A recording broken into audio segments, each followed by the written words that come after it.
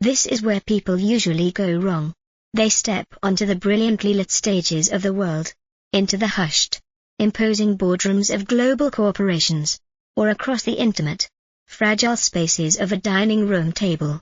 Armed with a meticulously crafted arsenal of unyielding logic, pristine facts, and irrefutable data, they unleash a magnificent torrent of profound thoughts, perfectly articulated according to the rigid, ancient rules of grammar, syntax, and intellectual rigor. They speak with the fiery conviction of those who believe that truth is a physical object that can simply be handed from one mind to another. And when they are inevitably met with blank, glassy stares, fierce, irrational opposition, or a chilling, deafening indifference, they instinctively blame the audience. They retreat into a comforting, arrogant delusion, convinced that the listeners are simply too ignorant, too deeply entrenched in their stubborn biases, or too easily distracted to possibly grasp the blinding brilliance of their offering.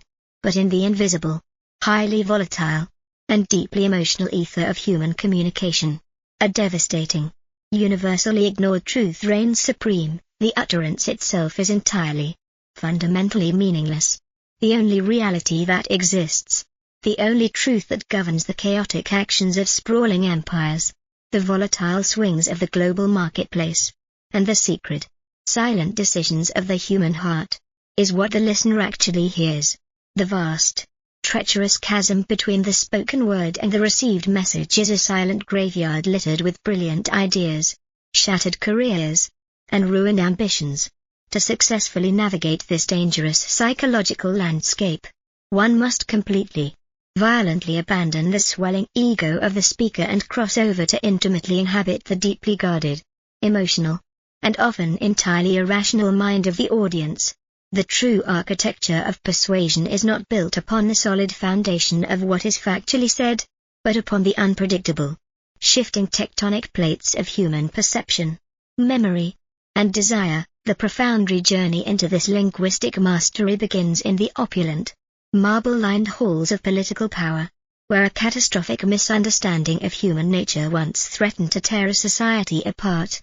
A government, acting with a cold, detached calculus of economic redistribution, sought to implement a heavy financial levy on the inherited wealth of its most affluent citizens. To the highly educated policymakers, the economists, and the lawmakers safely insulated in their ivory towers, the terminology was simple, accurate, and completely benign: the estate tax. In their sterile, logical minds, an estate was a sprawling, aristocratic manifestation of excessive wealth, vast tracts of land, sprawling mansions, and overflowing bank accounts. Taxing such excess seemed not only economically sound but morally just. They launched their campaigns, proudly defending the estate tax with complex charts, long-winded academic speeches, and dense, impenetrable economic theories. But outside those marble walls, in the sprawling heartlands, the dusty farming communities, and the quiet, struggling suburban streets, the message collided with a vastly different, heavily fortified psychological reality. The common people did not hear a policy about aristocratic wealth, they heard a shadowy, menacing threat from a greedy, overreaching authority. Yet, the opposition to this tax remained fractured and weak, unable to articulate the deep, visceral unease bubbling in the collective subconscious. It was in this moment of political stagnation that a masterful architect of language stepped into the fray. This architect did not look at the economic data, he looked deeply into the terrified, protective eyes of the working class. He understood that to defeat the policy, he had to entirely change the emotional frame through which the policy was viewed. He descended into the quiet laboratories of focus groups, listening not to the words the citizens used, but to the hidden, agonizing fears trembling beneath their voices. He realized that the concept of an estate meant absolutely nothing to them. But death? Death was universal. Death was the ultimate, tragic vulnerability. With a stroke of terrifying linguistic genius, the architect stripped away the sterile, academic label and rechristened the policy with a name that would echo like a gunshot across the nation: the death tax. The transformation that followed was nothing short of a violent, psychological revolution. The moment those two simple, devastating words were unleashed into the public consciousness, a massive, uncontrollable shockwave of profound moral outrage detonated across the country. It no longer mattered that the vast, overwhelming majority of the enraged citizens would never possess enough wealth to actually be subjected to the tax. The logical reality of the policy was instantly, entirely incinerated by the blistering heat of the new emotional frame. When the masses heard death tax, they did not envision a billionaire parting with a fraction of a massive fortune. They visualized the cold, skeletal hand of the government reaching directly into the grave to rob a grieving, devastated family of their final, sacred inheritance. They felt a deep, primal violation of the natural order. The narrative had been violently hijacked. The politicians who stubbornly continued to defend the estate tax found themselves screaming into a hurricane, their complex economic arguments completely drowned out by the deafening, emotional roar of a populace that felt fundamentally, morally attacked. The policy, once viewed as a safe, sensible economic measure, became a toxic, radioactive liability, eventually suffering a crushing, humiliating defeat. Analyzing this monumental shift reveals the terrifying, absolute power of emotional framing over intellectual reasoning. The lesson extracted from the ashes of this political battlefield is that human beings do not process information like cold, calculating machines. They process words through a deeply personal, highly sensitive filter constructed entirely of their own fears, aspirations, and lived experiences. The master of language intimately understands that a word is never just a neutral container for a definition, it is a highly volatile emotional trigger. By perfectly swapping the word estate, a word completely devoid of emotional resonance for the average person, with the word death, a word that carries the heaviest, most agonizing psychological weight in the human experience, the architect completely rewired the neurological response of an entire nation. The failure of the original politicians was their arrogant, fatal assumption that their own highly specialized, academic vocabulary would seamlessly transfer its meaning into the minds of the public. They fail to realize that if a message does not instantly, powerfully align with the pre-existing emotional landscape of the listener, the message is not merely misunderstood, it is actively, aggressively rejected as a hostile threat. The ultimate truth is that the speaker's intention is entirely irrelevant. If the listener's brain interprets a word as an attack on their fundamental values, all the logical evidence in the universe will not save the speaker from absolute ruin. The narrative gracefully shifts from the chaotic, blood-stained arenas of political warfare to the glittering, neon-drenched deserts of the entertainment industry, where another massive, high-stakes battle for the human mind was quietly unfolding. In the sprawling, opulent casinos that rose like mirages from the barren earth, a highly lucrative industry found itself suddenly slamming into a massive, impenetrable wall of moral resistance. For decades, the industry had proudly and openly referred to its core offering by its traditional, accurate name, gambling. But as the culture shifted, the word began to carry a heavy, suffocating, and deeply toxic stigma. When the average, hard-working citizen heard the word gambling, their mind was instantly flooded with dark, terrifying, and highly destructive imagery. They envisioned desperate, broken individuals losing their life savings in dimly lit, smoke-filled rooms. They saw shattered families, crippling addiction, and the shadowy, menacing presence of organized crime. The word gambling evoked a deep sense of moral decay and financial ruin. Consequently, massive segments of the population violently rejected the industry, refusing to step foot inside the glittering palaces, and lawmakers began to sharpen their knives, preparing to heavily regulate and suffocate the businesses. The industry executives, panicking as their revenues threatened to plummet, tried desperately to argue that their establishments were safe, secure, and heavily regulated, but their logical defenses were useless against the deep, visceral disgust triggered by the word itself. Once again, the silent, invisible power of linguistic alchemy was called upon to rescue an empire on the brink of collapse. The masters of communication realized that they could not possibly change the dark, deeply ingrained cultural associations attached to the word gambling. The word was permanently stained. Therefore, the word had to be entirely, ruthlessly eradicated from the corporate vocabulary. The architects of language searched for a new vessel, a word that described the exact same physical activity but triggered a completely different, overwhelmingly positive neurological response. They found their salvation in a simple, innocent, and highly nostalgic term: gaming.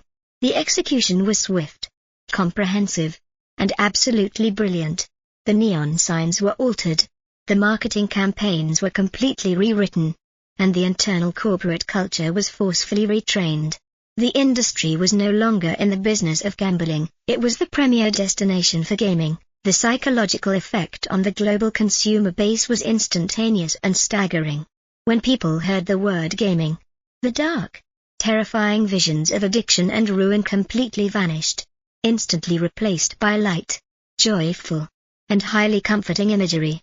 Gaming evoked the innocent, carefree memories of childhood board games, the thrilling, harmless excitement of a sporting event, and the warm, connective joy of family recreation. It sounded safe, controlled, and fundamentally entertaining. The exact same physical action, placing a financial wager on a random outcome, was miraculously transubstantiated from a dark, sinful vice into a bright, acceptable form of mainstream entertainment. The moral resistance completely melted away. Middle-class families who would have never, ever taken a vacation to a gambling town suddenly flocked by the millions to the sprawling gaming resorts, eager to partake in the harmless, thrilling diversion.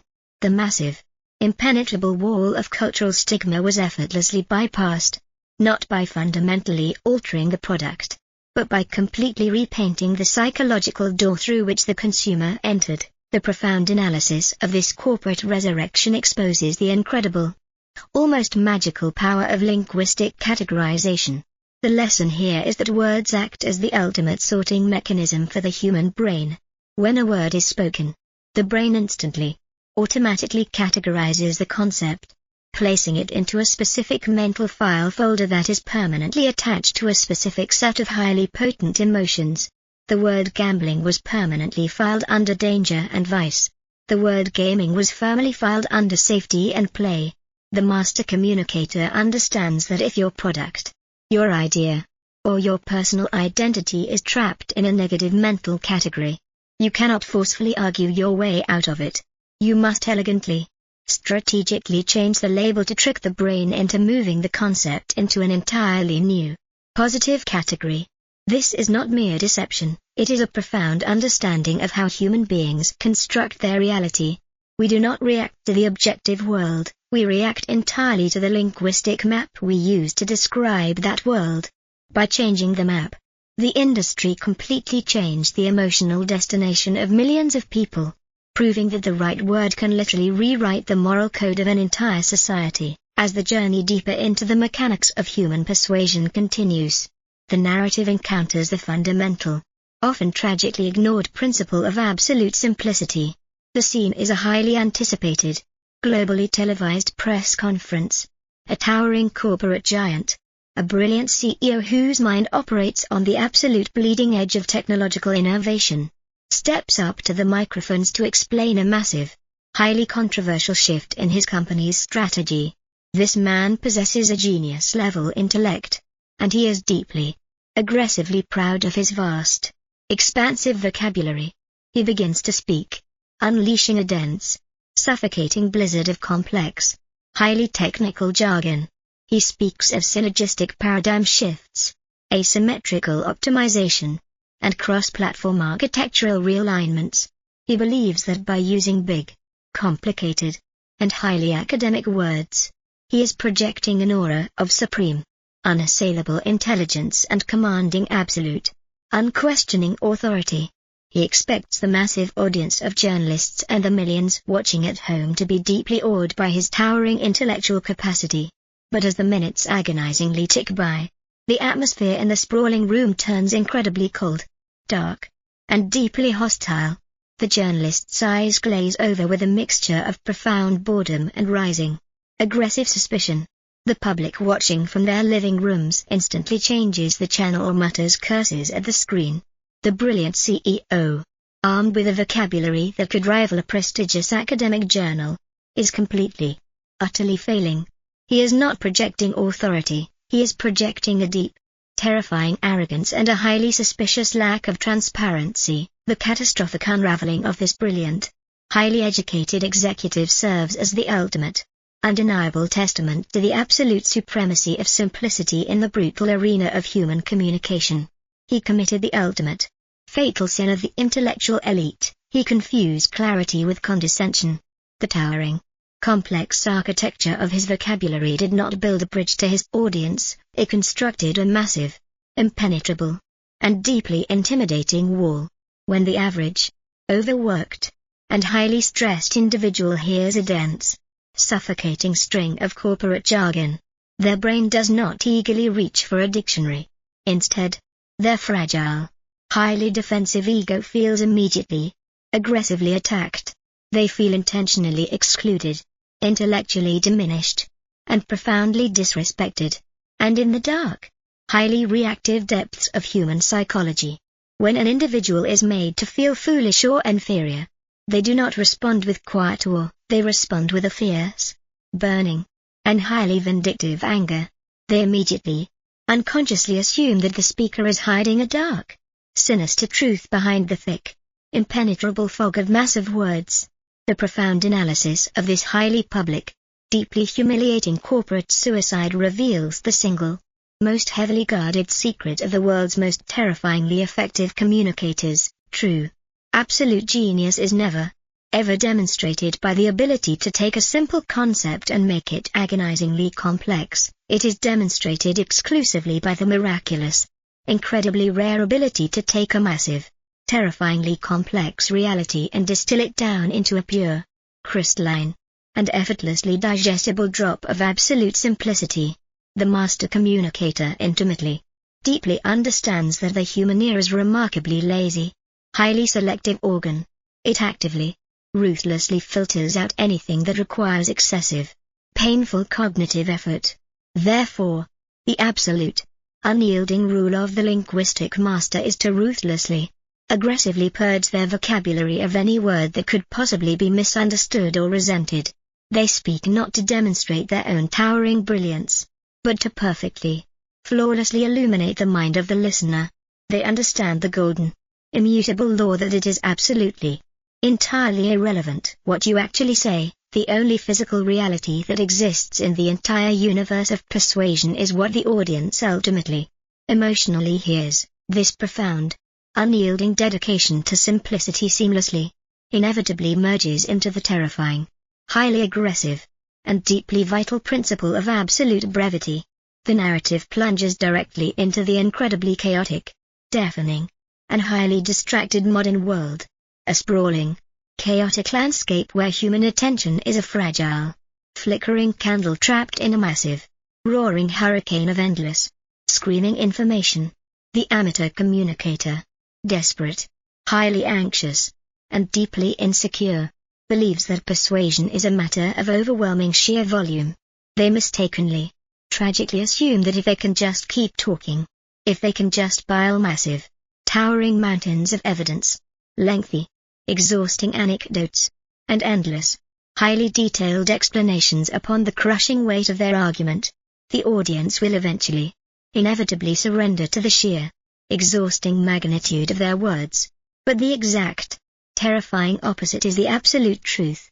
The human brain is a highly defensive, incredibly stingy fortress. It violently, aggressively repels long, suffocating sieges of endless words. The master of language, operating with the cold, detached precision of a highly trained sniper, understands that words are like a finite, incredibly precious currency, and every single, unnecessary syllable violently devalues the entire, overarching message. They construct their sentences to be incredibly short, highly explosive, and deeply penetrating. They strip away the weak, modifying adjectives, the passive, meandering verbs, and the useless, highly distracting filler.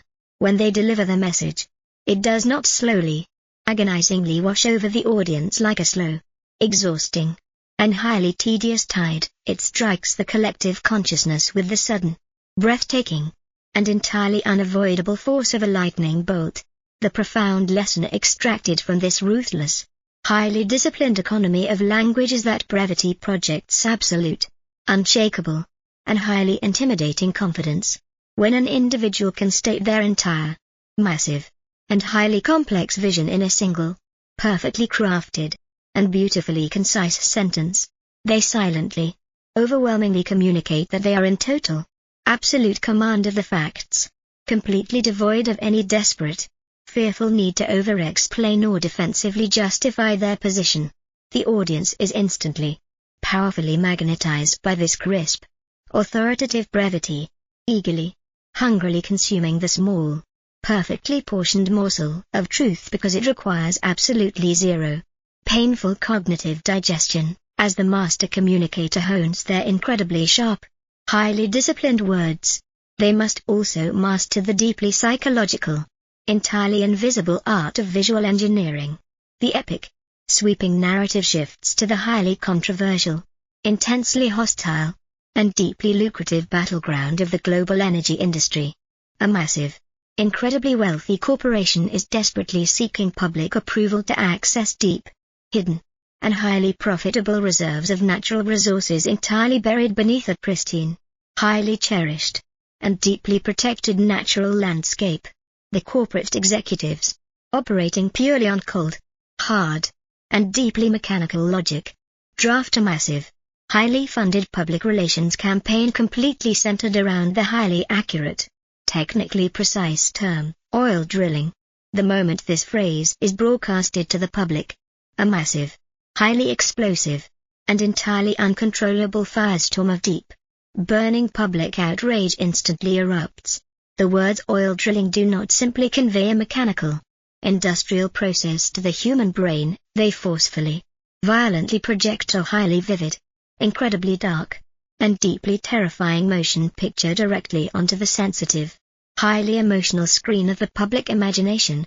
The audience instantly, involuntarily visualizes massive, ugly, rust-covered machinery violently, aggressively tearing into the sacred, beautiful earth. They see thick, toxic, and incredibly deadly black sludge suffocating innocent, fragile wildlife. They visualize greedy, shadowy corporate villains coldly, ruthlessly destroying the delicate, irreplaceable balance of nature for a few dirty dollars.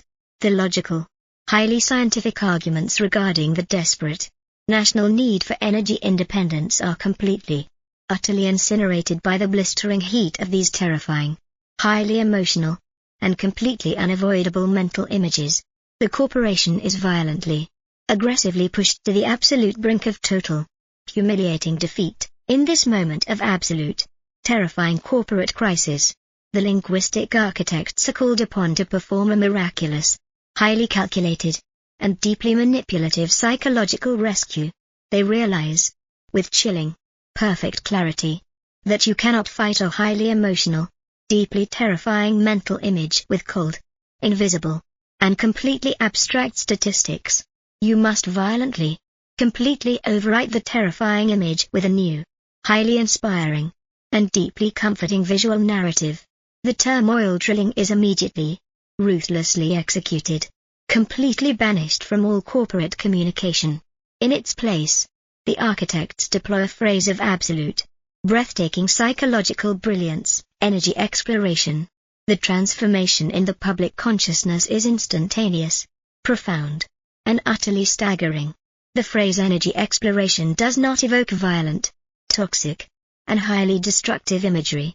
Instead, it instantly, powerfully summons bright, highly inspiring, and deeply heroic visions into the minds of the audience. They visualize brave, highly educated scientists and bold, visionary pioneers venturing into the great, unknown frontier, utilizing clean, highly advanced, and deeply sophisticated technology to safely, responsibly secure a bright, glowing future of civilization. The word energy evokes warmth, life, progress, and absolute necessity, completely stripping away the dirty, toxic, and highly visceral connotations of the word oil. The word exploration evokes a deep, ancient, and highly romantic human aspiration, completely replacing the violent, aggressive, and highly destructive violence inherent in the word drilling. The exact same physical, highly industrial action is still being proposed, but the emotional, highly visual framing has been completely, entirely revolutionized. The massive, impenetrable wall of public hostility miraculously, beautifully crumbles, replaced by a cautious, highly receptive, and deeply cooperative curiosity, proving definitively that words are not merely sounds vibrating in the air, they are incredibly powerful, highly vivid paintbrushes that violently, aggressively, and completely paint the emotional reality of the listener. The sheer, terrifying magnitude of this visual framing is further, incredibly deeply explored in the highest, most consequential, and intensely contested political battlefields regarding the very future, the absolute survival, of the entire planet. The sprawling narrative examines the massive, highly polarizing, and deeply emotional global debate surrounding the shifting temperatures of the Earth. For years, the passionate, highly educated, and deeply concerned environmental advocates utilize the highly aggressive, deeply alarming, and intensely terrifying phrase, global warming. This phrase was highly effective at generating massive, sudden bursts of absolute, sheer panic among the populace. It painted a highly vivid, apocalyptic, and deeply terrifying picture of a boiling, desolate, and utterly doomed planet, demanding immediate, massive, and highly economically disruptive action to avert total, unavoidable catastrophe. However, this high state of perpetual, burning panic is incredibly exhausting for the human nervous system to maintain. Over time, the massive, highly resistant, and deeply economically motivated opposition forces recognized a fatal, highly exploitable psychological flaw in the phrase. They consulted the master linguists, seeking a way to completely diffuse the burning, urgent panic without actually denying the underlying, measurable scientific reality. The solution was an incredibly subtle, highly calculated, and deeply neutralizing shift in terminology. They aggressively, relentlessly began to reframe the entire, massive conversation around the phrase, climate change. The psychological impact of this linguistic pivot was incredibly profound, deeply subtle, and highly effective. The phrase climate change completely, utterly lacks the violent, catastrophic, and highly terrifying urgency of global warming. The word climate sounds vast, ancient, incredibly slow, and deeply scientific. The word change is neutral, inevitable, and completely natural. Seasons change, tides change, the world changes. By carefully, highly strategically adopting this new, heavily neutralized phrase, the opposition successfully, completely drained the blinding, terrifying urgency out of the massive environmental movement. They brilliantly, highly deceptively reframed a terrifying, man-made, and highly immediate catastrophe into a slow, natural, and highly debatable phenomenon that required lengthy, deeply cautious, and highly measured academic study rather than sudden, massive, and highly expensive political action. The deep, analytical lesson extracted from this monumental, highly consequential clash of words is that the master communicator does not just use languages to describe a problem, they aggressively, brilliantly use languages to precisely, exactly dictate the perceived velocity, the exact severity, and the absolute emotional weight of the problem.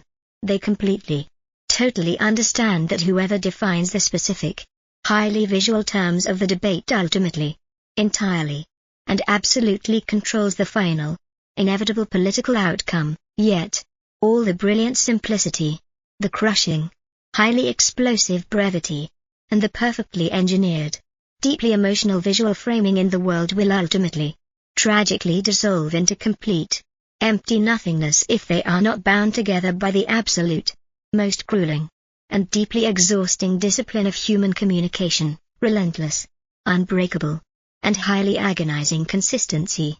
The narrative thrusts the audience into the exhausting, highly repetitive, and deeply maddening world of a grueling, incredibly lengthy political campaign. The candidate, a highly charismatic, deeply intelligent, and incredibly ambitious individual, has been provided with a perfectly crafted, highly resonant, and brilliantly visual core message by the master architects of language. For the first few weeks, the candidate delivers the precise, exact message with fiery, massive enthusiasm, and the massive, cheering crowds respond with profound, roaring approval. But as the long, highly exhausting months violently drag on, delivering the exact same, highly specific sequence of words hundreds, even thousands of times, the highly intelligent candidate begins to suffer from a massive, deeply agonizing psychological fatigue. They become incredibly, deeply bored with their own voice. They arrogantly, foolishly assume that because they have heard the message 1,000 times, the vast, highly distracted public must also be entirely, completely sick of it, driven by a massive, highly destructive urge for intellectual stimulation and a deep, burning desire to showcase their vast, expansive knowledge. The candidate begins to spontaneously, recklessly improvise. They change the perfectly crafted words. They alter the highly visual examples. And they completely abandon the central, highly engineered emotional frame. The result is a sudden, catastrophic, and completely devastating collapse in their political momentum. The polling numbers plummet. The massive crowds become confused and deeply indifferent. And the entire, highly expensive campaign rapidly violently spirals toward absolute, humiliating ruin. The desperate, highly panicked candidate turns to the master linguist, demanding to know why the brilliant, highly educated, and newly improvised speeches are completely, utterly failing.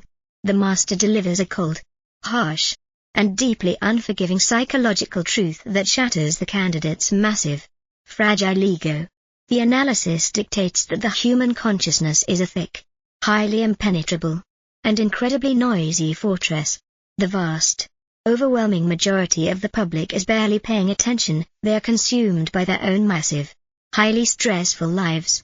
A brilliant, perfectly crafted message does not instantly, miraculously penetrate this thick, heavy armor the first time it is spoken. It bounces off harmlessly. It must be repeated, violently, aggressively, and exactly, over, and over, and over again. The master explains that the exact, terrifying moment the speaker becomes completely, physically, and emotionally sick and profoundly tired of repeating the exact same message is the precise, miraculous, and highly delayed moment that the distracted, overwhelmed audience is finally, barely beginning to actually hear and permanently remember it. The ultimate, absolute lesson is that communication is not a single, beautiful, and highly fleeting event. It is a brutal, highly disciplined, and completely relentless war of attrition.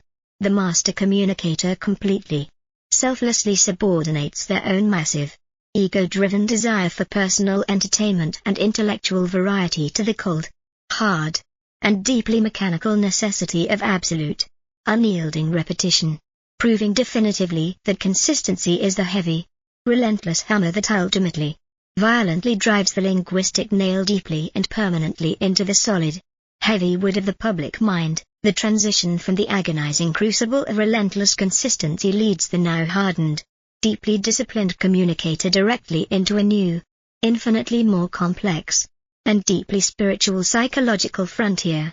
The politician, having finally, brutally mastered the exhausting art of unbroken repetition, successfully watches as the previously indifferent, highly distracted masses finally begin to accurately echo the perfectly crafted, highly simplified message back to them.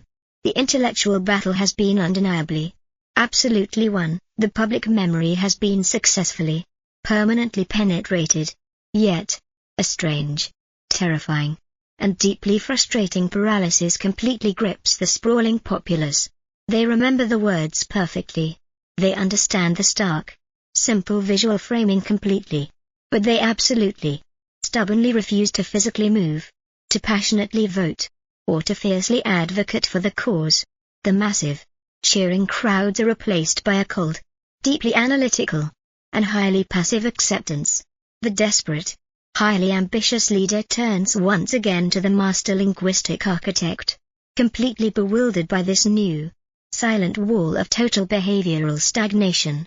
The master, looking deeply into the frustrated eyes of the leader, unveils the next, profoundly beautiful, and incredibly powerful secret of absolute human persuasion, the desperate, eternal human hunger for profound aspiration.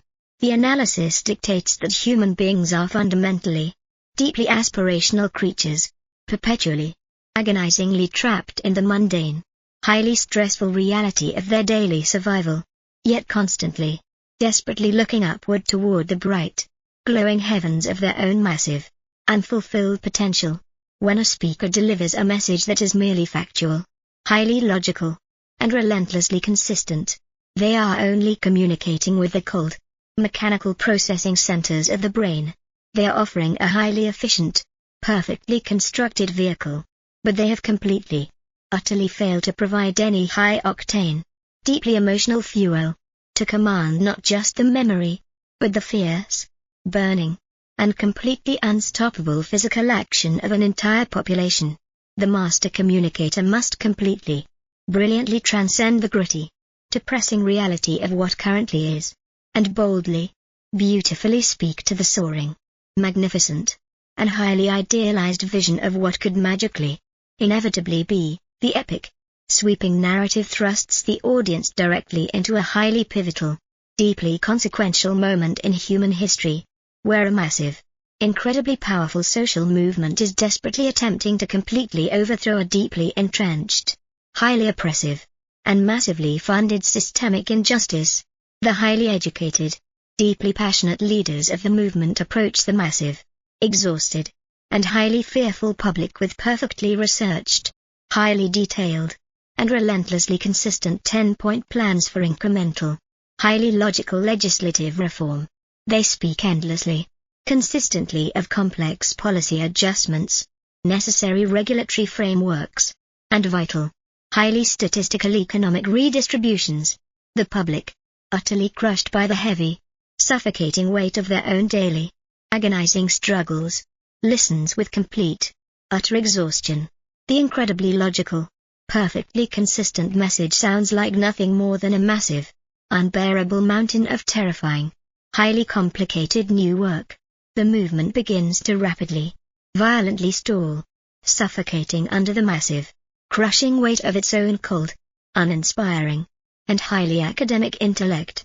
It is in this exact, terrifying moment of absolute, impending failure that a singular, profoundly gifted master of language steps onto the massive, sun-drenched steps of history. This individual completely, ruthlessly discards the massive, highly detailed binders of complex policy proposals. They stand before a massive, sprawling ocean of desperate, highly anxious humanity, and they do not speak a single, solitary word about policy, regulations, or complex economic theory. Instead, they unleash a soaring, incredibly beautiful, and profoundly poetic vision of a future so bright, so deeply equitable, and so profoundly magnificent that it completely, instantly shatters the heavy, suffocating chains of the audience's present despair. They use language that aggressively, beautifully reaches past the tired, cynical, and highly defensive intellect, speaking directly, profoundly to the deep, burning, and highly aspirational soul of every single listener. They paint a vivid, highly emotional, and deeply irresistible picture of a society completely bypassing the deep, terrifying, and highly divisive realities of the present conflict. The staggering, completely overwhelming result of this highly aspirational, deeply visionary communication is the instantaneous, massive, and completely unstoppable mobilization of an entire generation. The deeply analytical lesson extracted from this monumental, highly historic triumph is that people do not ever, under any circumstances, willingly march into terrifying, highly dangerous battle for a complex, highly logical spreadsheet or a perfectly crafted, highly consistent policy document. They march, they fiercely fight, and they willingly, joyfully sacrifice their very lives exclusively for a beautiful, highly aspirational, and deeply resonant dream. The absolute master of language knows that to truly, completely move the heavy, immovable mountains of human behavior, you must perfectly, flawlessly articulate the highest, most noble, and incredibly desperate hopes completely hidden within the deep, silent, and highly guarded sanctuary of the listener's heart. Yet, this magnificent, soaring, and deeply aspirational communication strategy inevitably encounters the absolute, most terrifying, deeply selfish, and profoundly impenetrable barrier in the entire, vast psychological landscape of human persuasion, the dark, cynical, and highly protective fortress of absolute self-interest. The narrative shifts violently from the soaring, bright heights of historical social movements to the cold, ruthless, and incredibly calculated world of massive, high-stakes commercial marketing. A towering, incredibly wealthy global corporation has spent billions of dollars perfectly engineering a massive, highly technological product designed to completely, fundamentally revolutionize the very fabric of daily human existence. They deploy the absolute greatest, highly expensive linguistic architects to craft a message of stunning simplicity, crushing brevity, perfect, relentless consistency, and soaring, highly aspirational vision. They broadcast this perfect, magnificent linguistic masterpiece to the entire, sprawling globe, fully expecting the massive, eager masses to instantly, completely surrender their wealth in exchange for the revolutionary miracle. But the massive, incredibly expensive campaign is met with a cold, deafening, and highly terrifying silence. The towering executives, completely panicked and deeply confused, demand to passionately know why their perfect, flawless, and highly aspirational message has completely, entirely failed. The master linguist delivers the incredibly harsh, deeply humbling, and entirely inescapable truth that absolutely shatters the corporation's massive, highly inflated ego. The master coldly explains that the entire, incredibly expensive message was fundamentally, fatally flawed because it was entirely, exclusively focused on the massive, towering greatness of the corporation and the incredible, highly complex brilliance of the product itself. The message had completely, utterly failed to explicitly, directly, and aggressively answer the single, most important, deeply selfish, and eternally burning question that absolutely dominates the forefront of every single human consciousness on the entire planet: why does this matter to me? The profound, highly analytical lesson is that the human ego is an incredibly vast, entirely self-centered, and deeply paranoid universe. Every single piece of incoming information is instantly, violently interrogated by a highly sensitive, deeply selfish neurological security system that aggressively demands to know exactly, specifically how the information will directly, materially, and immediately benefit the individual listener. If a message, no matter how perfectly simple, relentlessly consistent, or beautifully aspirational, fails to instantly, clearly, and highly personally demonstrate massive, undeniable relevance to the listener's own highly specific, deeply stressful daily life, the message is instantly, ruthlessly discarded as completely, entirely meaningless noise. The master communicator intimately, profoundly understands that absolute, undeniable relevance is the only true, completely effective key that unlocks the massive, heavy vault of human attention. They meticulously, carefully construct every single, perfectly chosen word not to boast about the immense, towering features of the offering, but to deeply, emotionally, and highly aggressively illustrate exactly how the offering will miraculously, instantly, and completely solve the deep, agonizing, and highly specific pain points currently tormenting the exact, specific individual standing directly in front of them. As the sprawling, deeply psychological, and incredibly intense journey reaches its absolute, magnificent, and highly philosophical zenith, the ultimate, terrifying, and completely inescapable paradox of all human communication is finally, dramatically revealed in its raw, blinding, and absolute entirety. The protagonist, having completely, flawlessly mastered the absolute discipline of stunning simplicity, crushing brevity, highly evocative visual framing, relentless consistency, soaring aspiration, and deeply piercing, highly personal relevance, steps onto the ultimate, final stage of absolute, global influence. They are fully prepared to deliver the absolute, most perfect, highly engineered, and deeply psychological message ever entirely conceived by the human mind. They possess the exact, magical linguistic keys to completely, effortlessly unlock any human heart and absolutely, entirely command any human action. Yet, in this ultimate, supreme moment of unparalleled, massive power, the master completely, entirely realizes that all of these brilliant, highly sophisticated, and perfectly executed techniques are completely, entirely worthless, utterly devoid of any true, lasting, and deeply resonant power, if they are not firmly, absolutely anchored to the heavy, immovable, and deeply sacred bedrock of absolute, undeniable, and completely transparent personal credibility. The profound, sweeping analysis of this ultimate, final revelation dictates that the human subconscious possesses an incredibly ancient, highly sensitive, and completely infallible radar specifically, highly aggressively designed to instantly, violently detect hypocrisy, deceit, and highly manipulative, deeply selfish intent.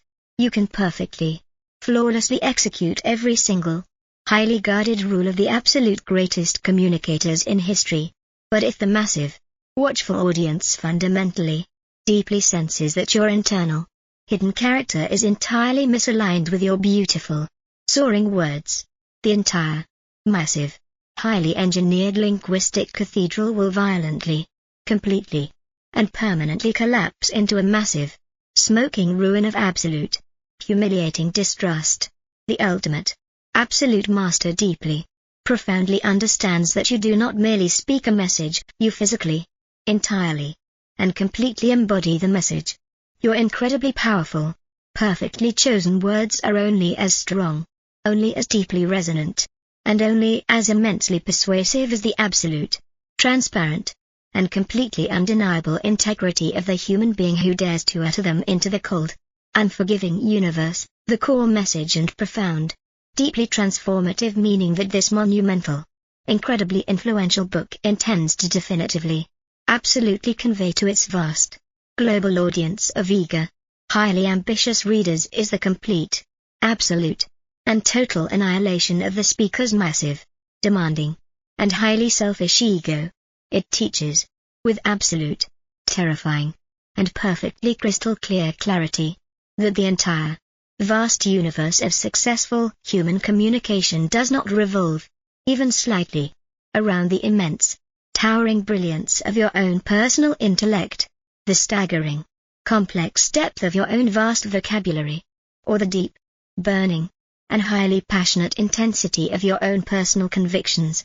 The book violently, aggressively, and completely shatters the deeply ingrained, highly arrogant illusion that communication is an act of forcefully projecting your own internal reality onto the external world, replacing it with the profound, humbling, and absolute truth that true, massive persuasion is an act of deep, total, and completely selfless surrender to the highly volatile, deeply emotional, and completely subjective reality of the audience.